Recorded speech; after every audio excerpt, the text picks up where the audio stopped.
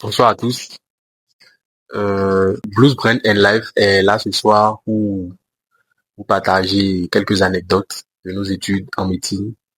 Ça va passer par les stages, les révisions, les compos et même les résultats. Parce que nos études sont passées par tout ça. Et ce sont des événements qui nous ont fait rire, qui nous ont fait pleurer. Et à cause de tout ça, nous sommes toujours là et nous continuons le combat. Donc on est ensemble ce soir avec vous pour vous partager tous ces événements-là et toutes ces histoires. Let's go. Moi, je me rappelle, j'étais venu en stage, tout habillé, tout frais. L'étudiant en médecine, le grand étudiant en médecine que j'étais, je suis venu aux urgences avec mon stéto au cou et ma petite sacoche et mon tensiomètre et tout. Dès que je suis venu, il y a l'interne qui dit, 3e année, aux urgences, je veux vous voir. Nous nous sommes dirigés vers l'interne et bon, voilà, on s'est présenté, il dit, d'accord. Dans la salle plâtre, il y a un patient qui est en train de décompenser, il est en train de mourir. Allez faire le massage cardiaque. Il ne nous avait même pas encore appris comment on fait le massage cardiaque. Je savais rien de tout ça.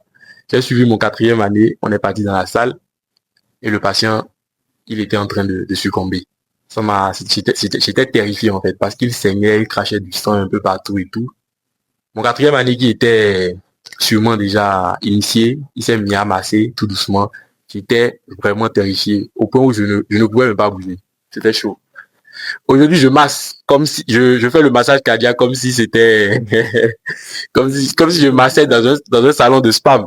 Mais bon, ce premier jour-là, c'était vraiment chaud. Je crois que j'ai remis en question mes choix une fois de plus. Et vous les gars, c'était comment votre premier jour de stage? Ouais, premier jour de stage, j'en ai pas dit premier jour de stage, mais plutôt le premier jour en tant que 6e année, en tant qu'interne, c'est une dinguerie. Je suis arrivé aux urgences, je me suis posé, j'ai dit, attends, vous voulez me confier la vie, vous voulez vraiment me confier la vie, alors, je suis pas prêt. Et j'ai regardé les patients qui venaient, qui criaient, j'ai mal ici, on m'a coupé ici, des gens qui se sont maquettés, bizarre. Je me voyais dans un monde, je me disais, mais attends, je suis pas prêt du tout. Laissez-moi le temps de souffler. Tellement c'était chaud. Vous avez aux environs de midi, j'ai déposé tout sorti. Prendre de l'aide d'abord, parce que c'est devenu un truc. Et les gens viennent dans des plaintes. Et je me disais, mais qu'est-ce que je vous dire? Je leur dis de s'asseoir, je prends mon lit, je lis d'abord. Je lis d'abord, je reviens parce que franchement et tout, mais bon, au final, c'était une belle expérience. La garde a été difficile, j'ai perdu 2 patients. Il y avait une femme qui est venue, une intoxication à un produit toxique. Et quand elle est arrivée, ah, tu l'as bien dit. Elle est venue, quand on a commencé l'anamnèse, demander pourquoi et tout, on a compris, dans l'anamnèse, on a compris que c'est à cause de son mari. Elle soupçonnait que son mari avait une relation extra-conjugale et elle s'est dit que pour pouvoir attirer l'attention du mari, il fallait que elle se suicide. Je ne peux pas dire si elle avait vraiment l'intention de se suicider ou bien si elle voulait donner une leçon, mais est-il quand même qu'elle est morte? Triste. Elle est partie sans nous a tous attristés parce que elle avait 2 enfants. Donc elle part laisser 2 enfants comme ça et tout. Imaginez l'annonce de ça, parce que le mari n'était pas là. Il est venu par la suite, il a entendu parler de ça, il est venu découvrir, mais il est venu après le décès, donc imaginez le visage de pouvoir annoncer et tout. Moi, j'ai pas pu. J'ai pas pu annoncer, j'ai dû me cacher derrière. C'est fort, je ne garde. Et c'est là, j'ai versé mes premières larmes parce que c'est pas facile. C'est pas possible. Pas possible. Bon, voilà. On est dedans. Et vous les gars?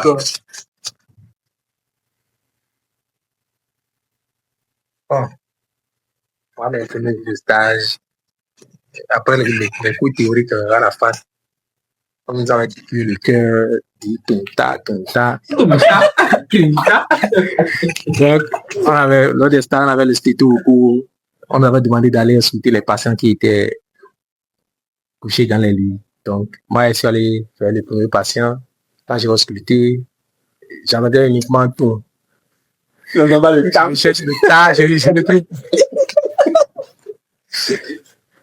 Deuxième patient, j'entends le ta. Le tour là, deuxième patient et le tang, c'est l'autre.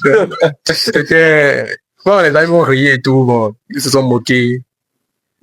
C'était le début, donc j'ai accepté les moqueries et tout. C'était quand même une belle expérience et tout. Bon. J'ai dit, maintenant tu attends tout le temps, j'ai le même. Ouais, j'ai le même patient.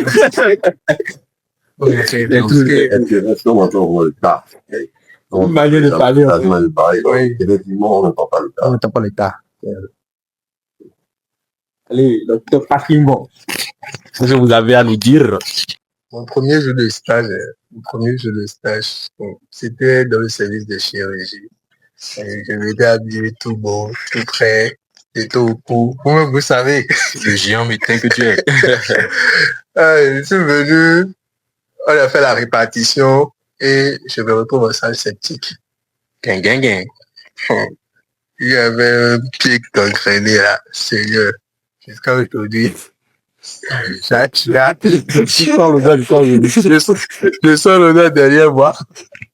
Il y avait un pic d'entraîné là. Et les élèves vous disaient qu'on n'avait pas le droit de sortir de la salle. Donc, j'étais resté là, on devait examiner les passés et tout. Moi, j'arrivais pas à un moment. Tu as flingué, J'ai bougé. On m'a puni pour ça. C'était le 6e année. J'ai oublié son nom. On m'a puni pour ça, mais bon. Je ne pouvais pas supporter. Sinon, à part ça, je crois que tout s'est bien passé. Le problème. Cool. Après ce premier jour en stage, il y a eu d'autres événements encore, plein d'autres événements. Mais il y a quand même un qui m'a quand même marqué. Je vais dire que c'est la mort d'un patient je crois que c'est ça qui nous marque nous tous. Hein. Ça nous choque tellement qu'on se demande si on pourra vivre ça pendant toute notre vie.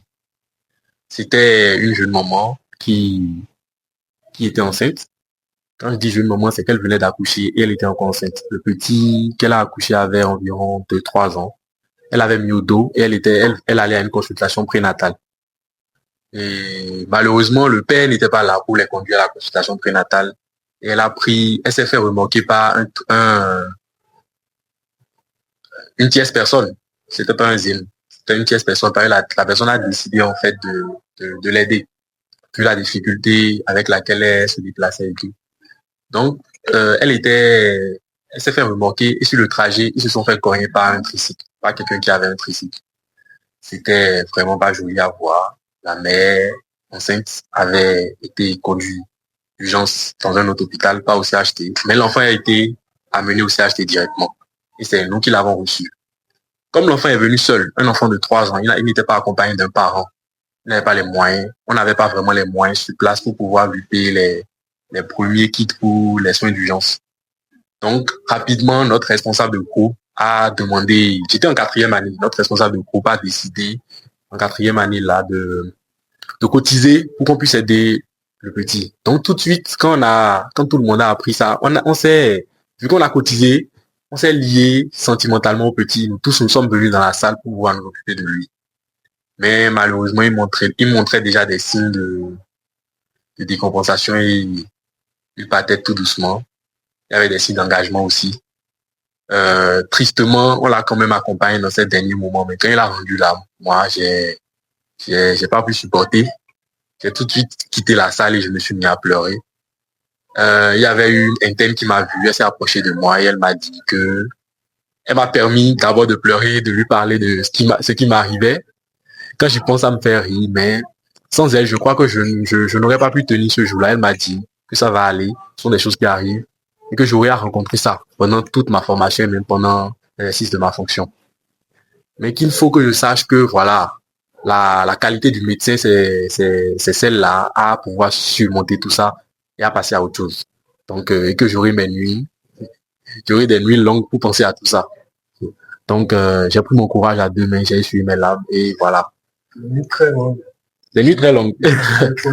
Donc, j'ai pris mon courage à 2 mains, je suis revenu, on a annoncé le décès aux parents, et au papa qui était venu après le décès de l'enfant. Lui aussi, quand il a coulé les larmes, ça nous a encore contaminé, quoi. C'était dingue. Aujourd'hui, Il y a des décès qui me font mal, il y a des décès qui ne me font pas mal. C'est pas que je ne suis pas attaché, mais j'ai appris à passer à autre chose. C'est pas facile, mais voilà, on est dedans. On vit avec. Vous les gars. Ouais, c'est un peu ça, hein. C'est un peu ça. Surtout, nous les agents de santé, on a faut l'avouer, hein, on a quand même une sensibilité réduite par rapport à la mort en général. On a une sensibilité réduite. Avec le temps. Avec le temps, on finit par s'habituer, par s'accoutumer, non, mais surtout, on se dit que si on doit forcément pleurer à chaque fois qu'un patient, On ne pourra pas gérer le on suivant. va pas gérer, pas du tout, pas gérer. Donc, on fait taire les émotions, on fait taire des fois et moi, en tout cas, moi, c'est ce que je fais tout le temps. Mais, il faut avouer que il y a des moments, il y a des périodes où c'est chaud. Parce que quand j'étais en médecine interne,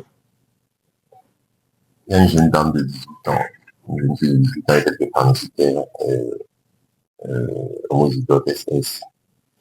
Elle est venue avec des crises vaso-occlusives, des douleurs atroces. Bon, c'est vrai, dans notre métier, on nous apprend à ne pas promettre à un patient qu'il va s'en sortir. Ouais. On ne sait jamais, donc faut forcément s'en remettre à la providence et tout ça. Mais je sais pas ce qui m'a plu. Peut-être de l'acharnement thérapeutique, je sais pas, un transfert positif énorme. Tu as voulu mettre la patiente J'ai à voulu, l'aise. oui, j'ai voulu parler, elle me regardait, elle me disait à chaque fois, de toute façon, c'est moi qui l'ai reçu, donc elle me demandait à chaque fois si elle allait s'en sortir. Je n'arrivais pas à répondre, mais à un moment donné, je lui ai dit, on n'est pas s'inquiéter, on s'est sorti de garder bon espoir, nous, on sera plus nécessaire. Et, non, en fait, ce n'était pas le cas. Tristement. Ça a été vraiment difficile. Elle est venue, elle respirait de moins en moins, et de plus en plus difficilement, et à la dernière minute, elle m'a encore regardé, elle a dit, en fait, elle va pas s'en sortir. Tu lui as menti. Mais je n'ai pas pu dire là. Oui, elle a l'impression que tu lui as menti. Oui, mais en même temps, c'est que, je sais pas, elle a compris, je ne sais pas trop, mais dans ses yeux, les larmes ont commencé par couler toutes seules de ses yeux. Moi-même, les larmes commençaient par couler parce que, qu'est-ce que j'allais lui dire? Et il y avait ces parents-là qui ont déjà compris que c'est fini, il n'y avait plus rien à faire et tout. Ça a été difficile. En tout cas, c'est ce que moi je considère comme le décès, en tout cas la mort la plus difficile que tu as vécu. En tout cas, pendant tout mon cursus. J'en profite alors pour dire en même temps, franchement, ne faisons pas subir ça dans les trucs de, on est AS, on est AS, professionnel, normationnel. Non, non, non. Tu m'as dit ça, hein? Les gens ont te demander si on s'aime. Non, mais c'est important. Il n'y a pas l'amour dans ça. Non, mais il n'y a pas. Non, je suis désolé, parce que il n'y a pas. AS. Le pire dedans, il y a d'autres qui vont te dire que c'est parce que tu n'as pas d'enfant que tu n'interviens pas. Tu n'interviens pas dans ça. Hein. Non, il n'y a pas. Il n'y a pas. Donc on va naître, vous allez dépenser à chier. Mais si c'est dépense, c'est pas bien. C'est-à-dire que la douleur de l'enfant, aussi. Ce que l'enfant endure, l'enfant en vient se dire, mais pourquoi il finit? Pourquoi vous m'avez fait ça, en fait? Et l'espérance de vie ne dépasse pas 25 ans généralement. Généralement, à moins qu'il y ait des soins vraiment très spécifiques. Et ils suivent vraiment, ce qui n'est pas le cas chez nous au Bénin. L'observance thérapeutique est un vrai problème. Voilà. Il y a même des parents qui vont irresponsables jusqu'à dire que, ouais, parce que je sais qu'il y a ce qu'on appelle le cariotype, et on va commenter avec plus tard. Mais attends. C'est une alternative que les gens, j'ai appris récemment que les gens se disent quand je suis AS et que ma femme est AS, on peut se mettre ensemble, faire ce qu'on appelle le test génétique sur l'enfant pendant la grossesse. C'est pour la maman et savoir si l'enfant sera SS. Et dès que l'enfant est SS, on peut plus la grossesse. Non, mais c'est pas sérieux. Vous imaginez que vos 4 enfants sont comme ça, sont AS. Donc vous allez à chaque fois, c'est pas vrai, c'est pas vrai. On oublie l'éthique. Prévention primaire, donc ça, c'est carrément de ne pas éviter. Ah ouais. C'est toi, boss, panne. Donc, panne. Ah. Comme je vous racontais, c'est un signe de ce qui m'a vraiment touché. Quand je reste tranquille, des fois, je me rappelle de ça, ça me fait mal. C'était un patient qui était venu aux urgences pour anémie décompensée. Et il avait une difficulté respiratoire, Donc, la mise en condition dans ce cas, c'était de mettre sous oxygène et de chercher le sang afin de le transfuser. On a fait le prélèvement, on a demandé le groupage sanguin registre et puis le résultat qui était sorti était au moins C2 moins. Notre banque de sang n'avait pas de sang au moins C2 moins. Ah, comment on allait faire cela?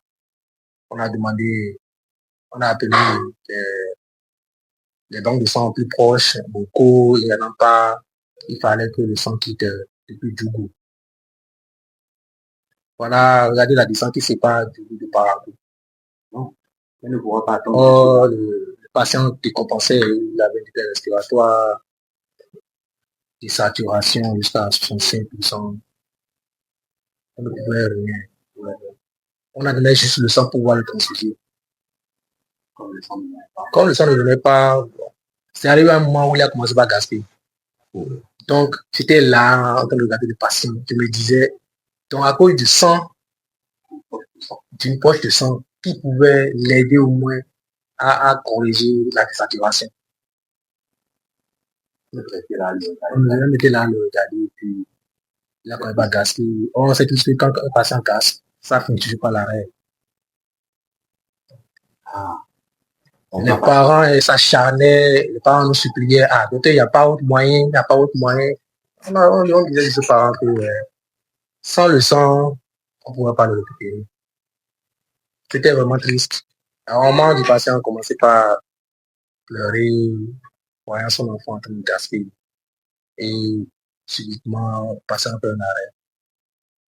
Dans le temps, ils avaient commandé le sang déjà depuis.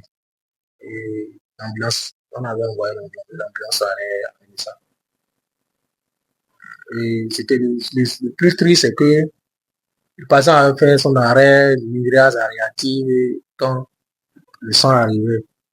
Et ce qui est encore marrant, eux, ils avaient aussi une poche de sang. Une poche de sang.